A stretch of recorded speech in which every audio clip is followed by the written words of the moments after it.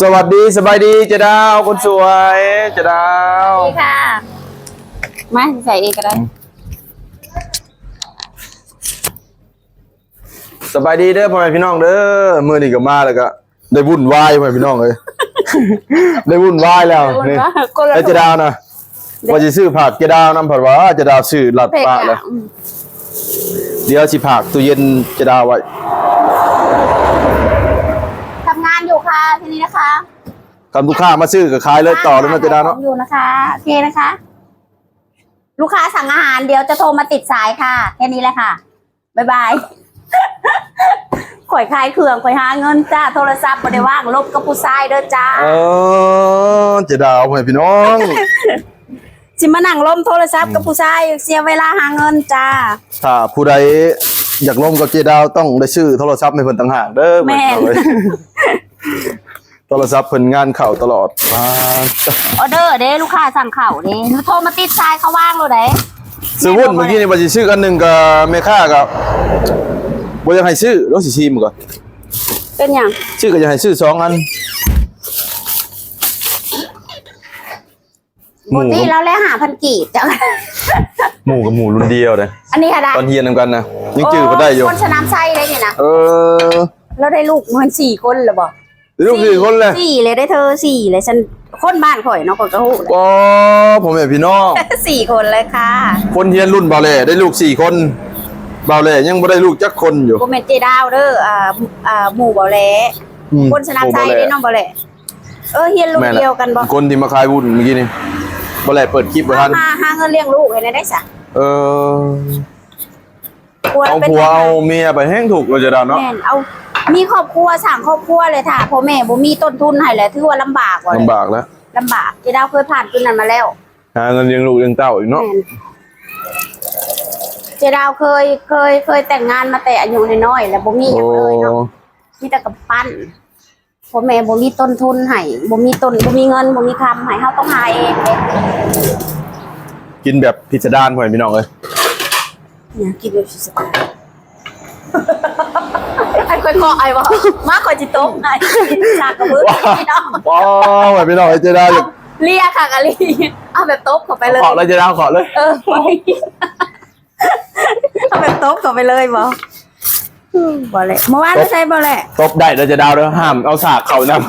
ำอันนี้ก็ได้นี่มะละกอนี่จะดาวสิปูดให้ลูกค้าเลยข้างในมันออกน้ำเลยจะดาวชอดไวเลยเนาะบางอันนี้เรามาหุงมาไทยปะจะดาวเนี่ยแม่มาหุงไทยมาหุงไทยเด้อพ่อแม่พี่น้องไทยมาหุงลาวจะหน่วยปั๊มๆเนาะคนลาวมันจะโบยาวแบบนี้พี่น้องถึงมาหุงไทยบ่เลยเห็นบ่แบบโขกแบบยังนี่เขามันถึงหน่วยน้อยแล้วนี่ตัวเขาไปปลูกนะข่อยตั้งเลือกเอาหน่อยน้อยข่อยเอาหน่อยยำชุกอะไรแต่หน่อยน้อยแล้วมันชิกรอบมันอ่อนอีกเนาะข่อยขายตำอยู่ไทยมาเป็นสตื้อข่อยหู้ได้วางอะไรไปปลูกฮะซัมบี้แข่งเลยยังอ่อนเลยจะดาวแม่นพันมันเขาแหลมมันใหญ่ไว้จะดาวเลยพันมันหุงไทยมันเขาห้องว่าพันมันอะไรในมันคือหลายเนี่ยบ่แหละจังว่านะทำในมันลงน้ำมันจะคมเราจะดาวเนาะเนี่ยมันแล้วเขาก็ต้องเลือกเอาให้ลูกค้าปอจะดาวซอยพี่น้องเลยซอยเก่งอะไรจะดาวว่าเสียวหายกระเบิดจะดาวซอยเก่งขนาดเพื่อนๆเลยเดี๋ยวบ่ไหร่จะปรับกล้องหาเลยเพื่อนๆเลยอ๋อโตคือหมักใหญ่จังนั้นจะดาวบอมาหุงนะหมักใหญ่ทำนะบอจะดาวบ่หมักไปได้เพื่อนพี่น้องก็เป็นว่าหมักใหญ่ร้านมันสิชุกบ่จะดาวแม่มันสิชุกหมักซ้ำนี่แล้วมันสิกรอบเขาเอาตำปูประเดกงามบ่สิกินมันเบิดจะดาวบ่มีเวลากินเอาบ่สิป้อนจะดาวบ่จะดาวมันสิดังเอาบ่FCอยากให้บ่แหล่ป้อนจะได้ไปFCว่าจะดาวยันดังเลยน้องผู้สาวจะสิเข้าใจผิดนะผู้สาวบ่เลยเข้าใจผิดป่ะแม่นแหละเขาเห็นเขาก็ให้ข่อยเล่นเนาะดีแล้วเข้าใจผิดยันเลยเขาเข้าใจถือก็จะดาวใช่คลิปนี้คือป่นเนาะป่นยังกันเจดาวถือคอละหาแย่งญาติพวกเขาอีกไว้ได้บ่เลยเนาะบ่เลยลืมคิดเลยเมื่อกี้นะฮะเขาต้องคิดเผื่อไว้เนาะเจดาวบ่มีแฟนแต่เจ้าได้มีเนาะ เขา แล้วบ่แลมีแฟนบ่ให้พี่น้อง มีแล้ว บ่แลมีแฟนบ่ให้พี่น้อง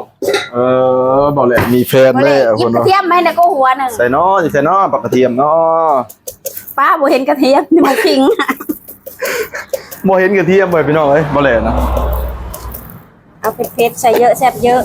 มื้อนี้มาแวะลิ้นน้ำเจดาพ่อแม่พี่น้องเอ้ยหลังจากมื้อนั้นแล้วก็บามื้อบ่ได้มานะเจดาเนาะวานนี้ ไป บ่ได้ ใส่ มา บ่ เนาะ เลย ไปหาพ่อใหญ่ก่อนเด้อ เป็นอะไรคือโศกเศร้าเสียใจแท้ พ่อใหญ่ก่อนคือว่าปลาบุญน่ะจักสิมาจักบ่มาก็ยังรอท่า สรุปแล้วนี้ปากันอลีบ่นี่ปากันอลีบ่ มันน่าจะเป็นเรื่องที่เข้าใจผิดนะแต่พ่อใหญ่ก่อนก็น่าจะหึงหวงเมียเบิ่งสิดอก ลักษณะเนาะ แม่นหึงหวงเมียแล้วก็เหตุในการทะเลาะเบาะแวงกันนั่นแหละอืม คำว่าแต่เรื่องเดิมๆผัวเมียพิดกันอยู่แล้ว อืม อยู่นำกันโดนมันเบื่อนะพี่น้องเอ้ยผัวเมียน่ะเพราะฉะนั้นอย่าเอาผัวคือเจดาวนี่ แล้วก็ตู้ก้อนน่ะเกิดอาการหึงหวงอะไรจะดาว เนาะเออ หึงหวงแล้วเข้าใจผิดแล้วก็น่าจะมีปากเสียงกันเล็กน้อยเนาะ เว้าเถียงกันบอก แล้วป้าบุญน่ะคนที่ว่าแบบบ่มักแบบว่า บ่มักเว้าลำไร เว้าแฮงเว้าหยังอะนะ ไผสิมักจะคนบ่แหละเจ้าคอยก็ยังบ่ บา มั ด ก บ้านนี้ก็ป้าบุญเป็นพายที่ว่าปบ กบก่อนบ่ได้บอก ปุ๊บเราย่านนะ ไปนะ เพราะว่าเราเป็นคนที่ว่าบ่มักแบบว่าข้อมูลแห้งนะจะดาวบ้านนี้มีข้อมูลแห้งเข้ามาเราก็สิถอย ใส่ประแดก หรือจะประเด็กใส่เย เอา อะ ประเด็กคือมี3ชั้นจะดาวนะ ประแดกเจดาวสูตรอัตโนมัติ เออ โอ้ประแดกต้มแล้วเป็นแบบนี้แล้วบ่แหละ ประเด็กจะดาวให้พี่น้อง เขย่าขวดก่อนใส่ เขย่าก่อนดื่ม หอมได้ประแดกบ่แหละ อ๋อประเด็กหอมอ๋อพ่อแม่พี่น้องเอ้ยบ่แลเห็นแต่ประเด็กเหม็น ว่าคอยต้มแล้วเจ้าเห็นบ่กินมันบ่ได้ตวงเลย มาเจอประเด็กจะดาวพ่อแม่พี่น้องหอมประเด็กหอมเลยบ่จะดาวบ่ เอากระหอมแหละหอมบ่ล่ะโอ้ยเป็นตายังหอมเหมือนกันเลยเนาะประเด็กนะเดี๋ยวบ่แลสิลองดมเหมือนกัน มันบ่ได้เหม็นแบบตวงๆเลย บ่เหม็นนะมัน เอาเฮาต้มเลย รสชาติมันแบบเฮาได้กินมันแบบเป็นตะหยาบมันจะดาว แม่นคอยต้มคอยปรุงไหนประแดก เอ้ามีสูตรอยู่บ่จะดาว เอามีแล้วคอยขายตำอยู่ไทย ป้าคอยขายมึงหุงมื้อละเป็นตัน อ๋อขายหมูมือละเป็นตันหัวจะดาว หุงมื้อละเกือบ100 โลมื้อหนึง ขายหมากมัน จ้าง สินี่ เขายำต่างหาก ขายหมากมันนี่ โบขายแบบตำเนี่ยโขกละ40 บาทตำปลาร้า ตัว ชิมเบิ่งนะแม่บ่แหละ เมื่อบ่แลบ่กล้าชิม มันเผ็ดนะบ่แหละ ทำเพชรเลยบ่แลยัน ป ฮ้อ ลาน ร้าตำปลาแซลมอนตำทะเลตำตีนตำทุกอย่างบ่แหละแล้ว ๆบ่มีกระปูเค็มบ่จะดาว มีปูเค็มปูดองปูนามีเบิร์ดเด้ขายมื้อละตันเนี่ยวะ บ่แลเคย แต่ กิน เจดาวเป็นลูกน้องเขาเด้อบ่เป็นของเจดาวเอง บ่แลเคยกินตำหุ่งจะดาวเอ้ยบ่แลเห็นกระปูดองเขาใส่อยู่นี่นึกว่ากระปูดิบบ้านเฮามันบ่แซ่บเนาะจะดาวเนาะใส่เนาะ แม่น ฮัลโหลงับจะบ่เดียว เค็ม ข้าว แล้ว กว่า มันจะเค็มเนาะ เค็มจนคายจะดาวซ้ำกินเกลือเลยกระปูนะ เด้อ หักงามกระปูเนาะนึกว่ากระปูดิบจะดาวเอ้ย เอาข้าวดองมา นั่น หมวยแซ่บแล้วบ่ลูกค้าก็ได้ มีคนโทรมาอีกแล้วจะดาว ฮัลโหลค่ะ เอาเหมือนเดิมบ่ค่ะ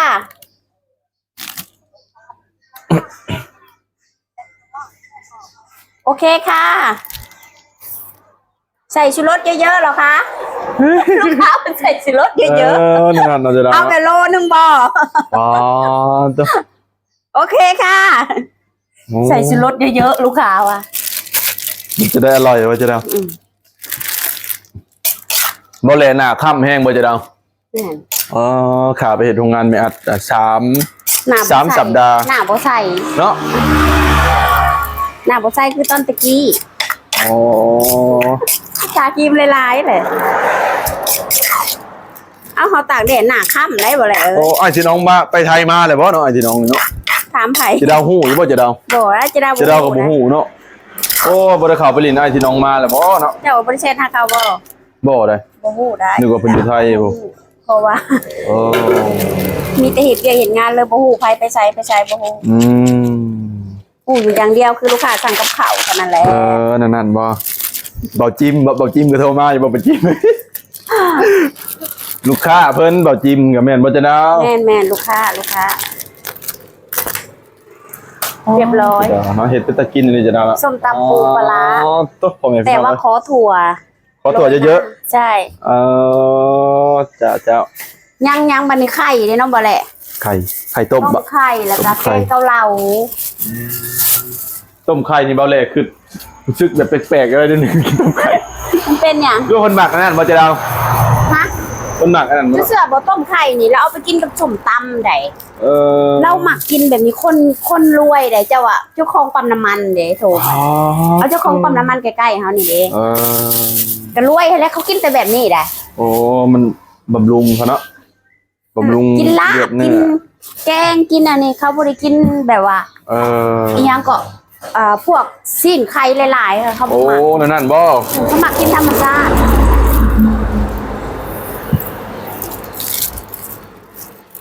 วุ่นนี่คือสิบ่ฮอดเลยจะดาวบ่ได้สิกินบ่ มันน้อยเดียวดังบัวตีเล่นเราให้ชื่อ บ่สิไปพากคนนั้นผู้นี้บ่พากพ่อพี่น้องเอ้ยบ่ได้สิกินเบิดจ้ะ กินบ่จ้ากินบ่เบิดเดินเจดาวหลักได้ ตอนนั้นจะดาวจะหลักกินของข่อย เออ หลักกินก่อนหลักกินปลาจะดาวก่อนจะดาวลูกค้าเงียบ มาเช้านี่ขายดีนะคะก็ว่างแต่ว่าบัดตอนเที่ยงผันเงียบเอาแหละ ๆก็เป็นอันนั้นน่าจะ แปลกคอยว่าคันขายได้ตลอดก็รวยแล้วแหละมันหาก็มาเงียบเอาตอนนี้แหละ หาพัด ตอน จีบ เที่ ไป ยง พี่น้อง เที่ยงนี่ ตะกี้วุ่นนี่บ่เกิน 2,000 หรือ 3,000 อันละพันตะกี้เนาะเจดาเนาะวุ่นนี่เนาะสำเนีย แม่ ง น เนาะ อันละพันอันละ2,000กีบอย่างแพง มาละก็ขึ้น 2,000 บัดนี้มาขึ้นบัดเดียว 5,000ป้า จะน้อยก็อันละ10แล้วบ่แหละ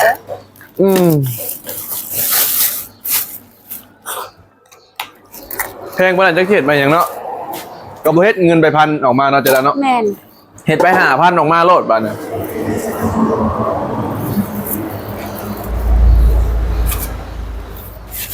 มาแวะลิ้นกับเจดาวนำเจดาวพ่อแม่พี่น้องเอ้ยคิดฮอดเจดาวโดนแล้วบ่ได้มาหาเพิ่นพ่อแม่พี่น้องเอ้ยFC ก็คิดฮอดเนาะถามเจดาวไปใช้มาวะเจดาวอยู่ใจคือบ่เห็นวะ FC ว่าโอ้ย ม ขอบใจ FC เด้อที่ยังคิดฮอดกันเจะดาวก็อยู่ร้านปกติคือเก่าบ่มีผู้แทนเจะดาวสิไปใส่ได้บ่แล เนี่ยเนาะ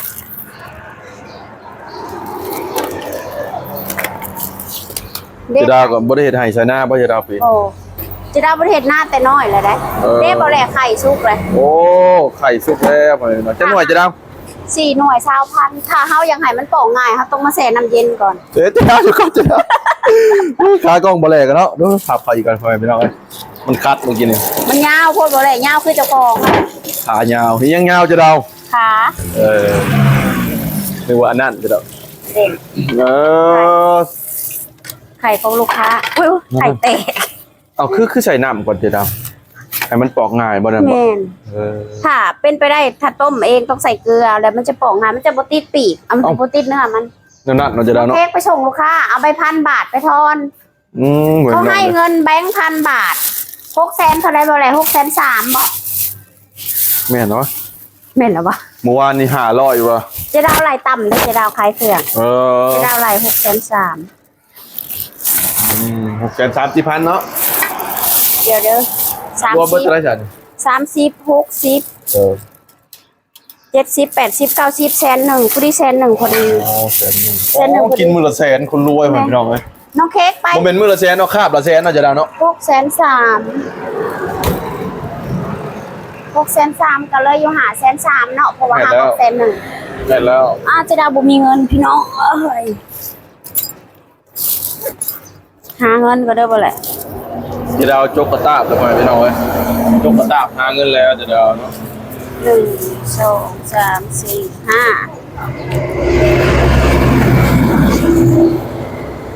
เงินอันนี้คนไทยได้มาซื้อบ่แหละเงินบาทบดตะกร้าเลยครับพี่น้องจะเผาทอนให้ลูกค้าเด้อให้เขาให้ไป1,000 บาทก่อนถึงทอนได้น้องเค้ก นับเบิ่งก่อนเจดาวนับเบิ่งก่อน อาจารย์นี้1 2 3 4 5 1 2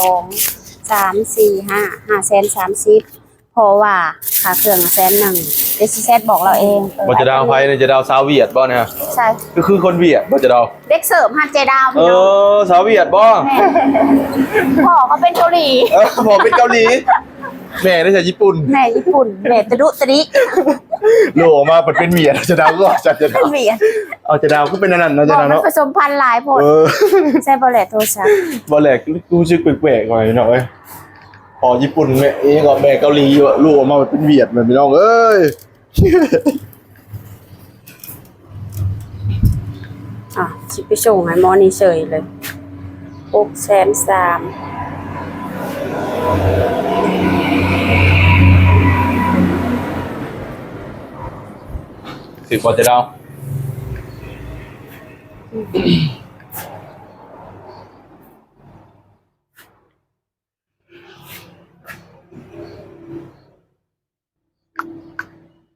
630,000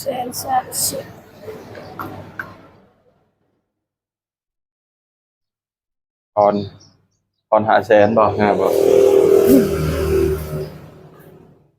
จะดาวกำลังไล่บินเพื่อนพี่น้องเอ้ย เรียบร้อย ส่วนรายเขาจะโอนเอาแต่เขาอยากแตะเงินเขาเรียนที่เขาเล่นไก่ตีเด้ แต่เงินบ่อยากให้เมียฮู้ ทันได้มีเมียได้โสดได้ก็เลย ยังบ่มีเมียอยู่จะดาว บาละหล่อนะ ปอโต โลแล้วบริษัท ประมาณจะปีเลยจะดาวนะ เล่านาชิเศร้าไปปี เอาเศร้าไปปีป่ะนะ ลูกชายผู้หลาเด้ ลูกชายเจ้าของน้ำมันเพื่อนพี่น้องเจ้าของปั๊มน้ำมัน ดึกดื่นดึกคืนกับเจดาวปีหน้าเลยอยากเข่าโอ้ยอยากเข่าแล้วโทษเจดาว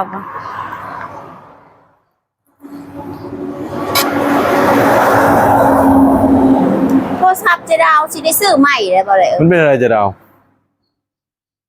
มันข้างวะ ฮะมันเป็นอย่างพี่น้อง ข้างจะดาวหลบหูบหลบยังอยู่วะหูบเก่าหูบ เออ หูเจ้าถ่ายเป็นหมื่นแต่ว่าวันเนี้ย เป็นตัน นั่นหลบมันข้างมันต้อง เอ นั่นแหละ อแม่นบ่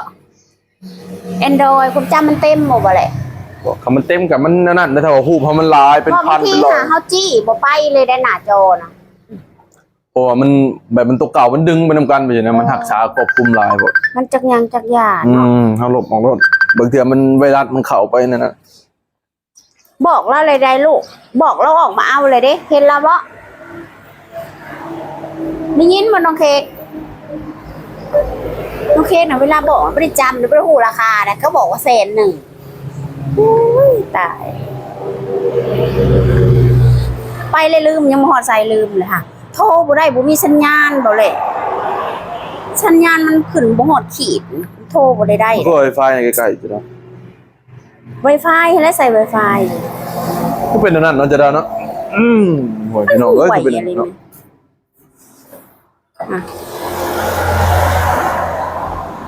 ส่งหาก็ส่งบ่ได้บัดนี้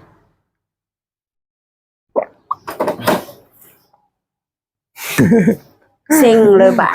ลูกจะดาวแห่งความจำสั่นเห็นไหม โทรศัพท์มันบ่ขึ้นสัญญาณเลยค่ะ ใช่ น้อยเดียวนึงบ่เต็มเลย เออ คือบุปิดเน็ตนำจะดาวคือใส่เน็ตน ใช้สิใช้เน็ตนะใช่ ำเน็ตตัวเจ้า เด้ เนี่ยบอก YouTube อัน อืม นั่นเด้นี่เห็นเด้ขึ้นแล้วโอ้หาให้บ่ส่งมันบ่ไปมันกำลังไปมันว่าเขาเต้นดนแหละน้องเค้กโทรมามันบ่เด้งเลยค่ะมันบ่เด้งเลยค่ะสัญญาณบ่ขึ้นเลยเครือข่ายล่มเลยแต่อันนี้ค่ะขึ้นอยู่อันนี้ค่ะแต่โทรบ่ได้ อืมอ๋อเป็นอันนั้นเนาะจะดาวเนาะ มันเป็นน้ำเครือข่ายมั้ย โอเคพ่อแม่พี่น้องเอ้ยโอเคอาจจะดาวเพิ่นทางข่าวอีกก่อนแล้วเราบ่จะดาวบ่เนี่ย ยังขับเปียกมันโทรหาน้องเค้กก่อนถ้าโทรบ่ได้บ่เลย